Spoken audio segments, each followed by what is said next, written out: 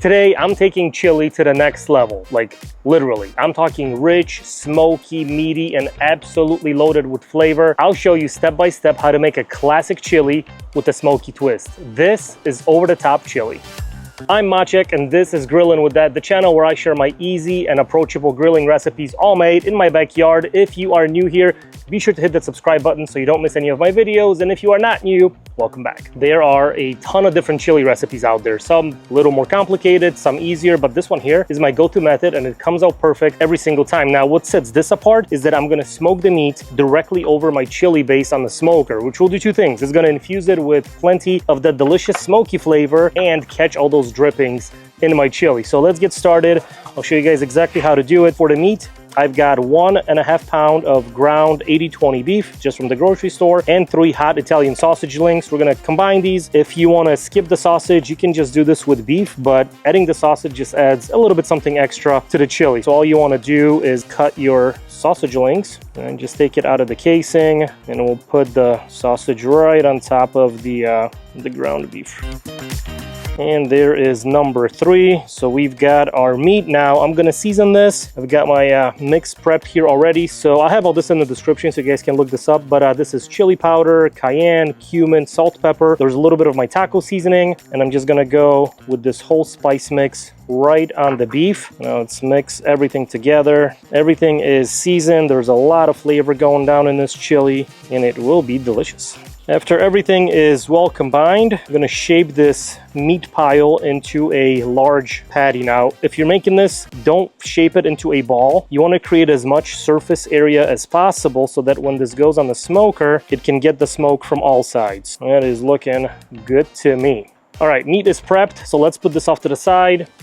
And now I can start working on my chili base. I'm gonna start by sauteing my veggies and garlic, and I'm gonna make this whole chili in this new ranch pan from Yeti. So this is kind of like their version of a Dutch oven. It's all cast iron, it's pre-seasoned, super smooth on the inside. So let's fire this little burner up to kind of medium heat. Gonna go in with a little bit of olive oil.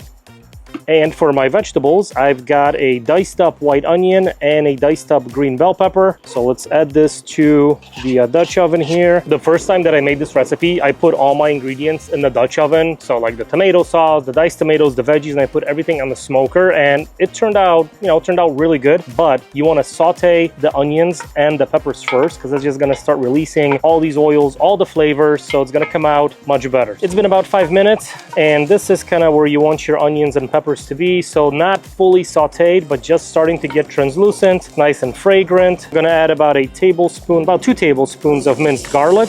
Oh, smells so good. And immediately after, I'm gonna add another batch of seasoning. So this is the same spice mix that I used on the beef.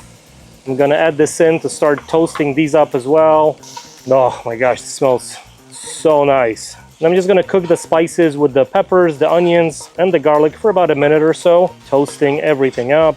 This is such a great recipe. Next, I'm gonna go in with 1 cup of low sodium beef stock, and I'm just gonna use this to scrape the bottom of this Dutch oven just to get all these bits released. So that was honestly the hardest part about this whole recipe, just kind of getting to this point. And now I'm just gonna start adding all my canned ingredients, and this thing is ready to hit the smoker. First up, I've got a 14.5 ounce can of diced tomatoes, and these have the green chilies in them. You can do it with or without. Next, a 15 ounce can of tomato sauce and a 6 ounce can of tomato paste. And finally, my sort of a secret ingredient, it's a tablespoon of baking cocoa powder. We'll add this right to the chili. Now, this is not gonna make it sweet or taste like chocolate, but it will give it that kind of special flavor and taste that just has you coming back for more. If you make this recipe at home, be sure you're using baking cocoa powder, which is not sweet, it's unsweetened. It's just 1 ingredient, cocoa powder. Don't use a hot cocoa mix. Here, check this out. This is the base for our chili. So this right now is pretty liquidy, which is fine. This whole thing is gonna go on the smoker with the beef on top, so a lot of this liquid will cook out. This is gonna reduce and just build a lot of that chili flavor. So this right here is exactly what you're going for. And now the last step before this goes on the grill, I'm gonna use this little wire rack right on top of my Dutch oven, and I'm gonna put our beef patty, our giant beef patty, right on top. Oh yeah. So this right here is why this is called an over-the-top chili, because our beef is going to be smoking and cooking right over our chili base. But yeah, let's get this thing on the smoker and get this chili going. All right, this goes on the Weber Searwood. So right now this is cruising at 225 degrees and I'm gonna leave it on for about 2 hours, right? I wanna infuse that beef with as much smoke as possible. Then we'll come back, crumble the beef into the chili and finish it off. It's been about 2 hours. Whew.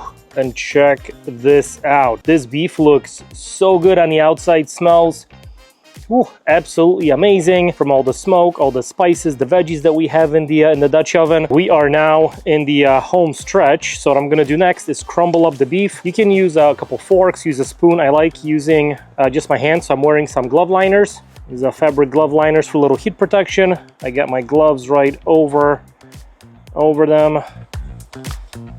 I'm gonna shred this nice beef patty on this tray, just so you guys can see it a little bit better. Check it out, beautiful color on the outside, nice and wet, super juicy. So I'll just crumble this up. And you want to leave it somewhat chunky, right? You don't want to make it too fine. Oh yeah, look at that. Beautiful mix of that ground beef, that hot Italian sausage. This right here is the secret to this recipe: smoking this meat over the chili, infusing it with as much smoke as possible, catching all these delicious drippings in the pan. Oh yeah. After the meat is shredded, let's put it back into our chili. Let's give this thing a mix. Here, check this out. See, so it was pretty liquidy when we started this process, but after sitting on the smoker for 2 hours, see, it just thickened up nicely. I mean, this smells so good already.